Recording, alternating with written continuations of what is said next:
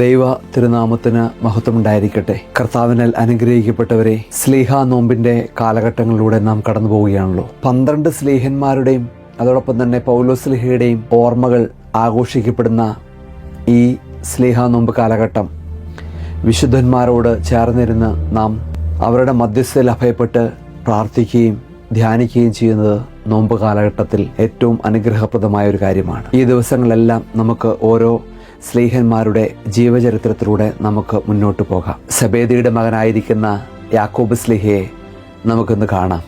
ഗലീലയിലെ കഫർന്നഹൂം എന്ന മത്സ്യബന്ധന ഗ്രാമത്തിലെ സെബേദിയുടെ മകനായിരിക്കുന്ന യാക്കോബ് യോഹന്നാൻ സ്ലീഹയുടെ സഹോദരൻ കൂടിയാണ്.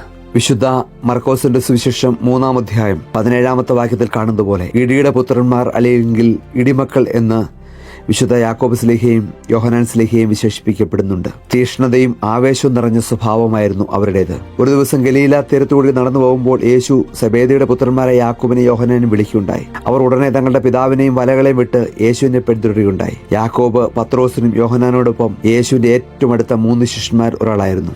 അദ്ദേഹത്തിന് ചില അനുഗ്രഹങ്ങൾ ലഭിക്കുകയുണ്ടായി. ഒന്നാമതായിട്ട് യായിറോസിന്റെ മകളെ ഉയർപ്പിച്ചത് വിശുദ്ധ മർക്കോസിന്റെ സുവിശേഷം 5-ാം അധ്യായം 37-ാമത്തെ വാക്യത്തിൽ യേശുവോടെ പത്രോസും യാക്കോബും യോഹന്നാൻ എന്നിവരെ മാത്രം കൂട്ടിക്കൊണ്ടുപോവുകയുണ്ടായത്. രണ്ടാമതായിട്ട് മറുരൂപമലയിൽ വെച്ച് യേശുവിന്റെ രൂപാന്തര സമയത്ത് ഈ 3 പേരും മാത്രമേ ഉണ്ടായിരുന്നുള്ളൂ. ഗത്സമന തോട്ടത്തിൽ യേശു പ്രാർത്ഥിക്കുമ്പോൾ ഈ 3 പേരെയും കൊണ്ടുപോവുകയുണ്ടായി. എങ്കിലും യാക്കോബ് സ്ലീഹയ്ക്കും യോഹന്നാൻ സ്ലീഹയ്ക്കും ഒരു ചെറിയ പരാജയമുണ്ടായി. ഒരിക്കലും യേശുവിനെ സ്വീകരിക്കാത്ത ഒരു ശമരിയ ഗ്രാമത്തിൽ അവർ യേശുവിനോട് കർത്താവേ, ആകാശത്തുനിന്ന് തീയിറക്കി ഇവരെ ദഹിപ്പിക്കപ്പെട്ടെ എന്ന് ചോദിക്കുകയുണ്ടായി. യേശു അവരെ ശാസിച്ചുകൊണ്ട്, നിങ്ങൾ ഏത് ആത്മാവിനുള്ള മക്കളെന്ന് നിങ്ങൾ അറിയുന്നില്ല.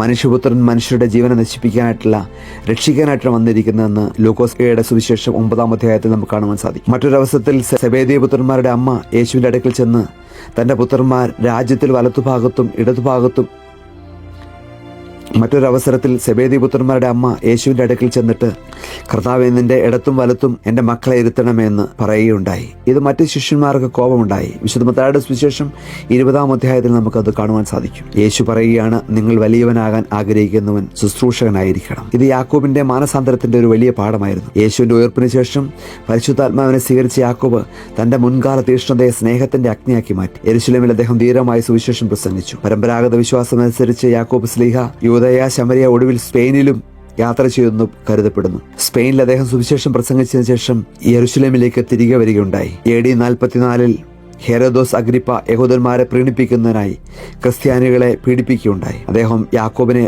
വാളിനാൽ വധിക്കാൻ ഉത്തരവിടുകയുണ്ടായി. അപ്പോസ്തലപ്രവൃത്തികൾ 12-ാം അധ്യായത്തിൽ കാണുവാൻ സാധിക്കും.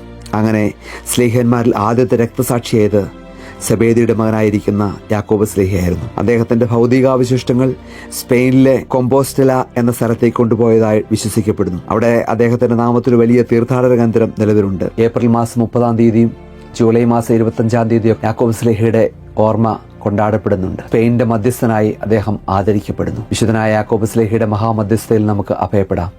ഒരു നിമിഷം തലകളമണക്കാം, കണ്ണുകളടയ്ക്കാം, പ്രാർത്ഥിക്കാം. നിത്യനും പരിശുദ്ധനുമായ ദൈവമായ കർത്താവേ, വിശുദ്ധ യാക്കോബ് സ്ലീഹയുടെ മധ്യസ്ഥതയിൽ ഞങ്ങൾ അഭയപ്പെട്ട് പ്രാർത്ഥിക്കുന്നു. വിശുദ്ധനായ യാക്കോബ് സ്ലീഹയെ ഞങ്ങൾക്ക് വേണ്ടി നീ കർത്താവിനോട് അപേക്ഷിക്കണമേ. വിശുദ്ധനായ യാക്കോബ് സ്ലീഹയെ അങ്ങയുടെ മധ്യസ്ഥതയാൽ ക്രിസ്തുവിന്റെ സൗമ്യതയും സ്നേഹവും ഞങ്ങൾ വളർത്തണമേ. വാളിനാൽ വെട്ടിക്കൊല്ലപ്പെടുമ്പോഴും രക്ഷിക്കപ്പെടാനുള്ള യേശുവിന്റെ വഴി തന്നെ ഏറ്റുവാങ്ങിയ അങ്ങ് ഞങ്ങൾക്ക് ത്യാഗത്തിന് ധൈര്യം നൽകുവാനായിട്ട് ഞങ്ങൾക്ക് വേണ്ടി മാധ്യസ്ഥം തേടണമേ. വിശുദ്ധനായ യാക്കോബ് സ്ലീഹയെ ഞങ്ങളുടെ പ്രതിസന്ധി ഘട്ടങ്ങളിൽ, ഞങ്ങളുടെ ദുഃഖങ്ങളുടെ കാലഘട്ടങ്ങളിൽ, ഞങ്ങളുടെ കണ്ണുനീരിൻ്റെ കാലഘട്ടങ്ങളിൽ ഞങ്ങൾക്ക് വേണ്ടി കർത്താവിനോട് അപേക്ഷിക്കണമേ. ഞങ്ങളിൽ നിന്ന് പ്രതിസന്ധികളും ദുഃഖങ്ങളും കണ്ണുനീരുകളും കഷ്ടതകളും എല്ലാം മാറിപ്പോകുവാനായിട്ട് വിശുദ്ധ യാക്കോബ് സ്ലീഹയെ ഞങ്ങൾക്ക് വേണ്ടി കർത്താവിനോട് അപേക്ഷിക്കണമേ. ആയത് പിതാവിൻ്റെയും പുത്രൻ്റെയും പരിശുദ്ധ റൂഹായുടെയും നാമത്തിൽ തന്നെ ആമേൻ. കർത്താവിനാൽ അനുഗ്രഹിക്കപ്പെട്ടവരെ, വിശുദ്ധ യാക്കോബ് സ്ലീഹയുടെ മധ്യസ്ഥയിൽ നമുക്ക് അഭയപ്പെട്ട് പ്രാർത്ഥിക്കാം. ദൈവം നിങ്ങളെ സമൃദ്ധമായി അനുഗ്രഹിക്കട്ടെ. ആമേൻ.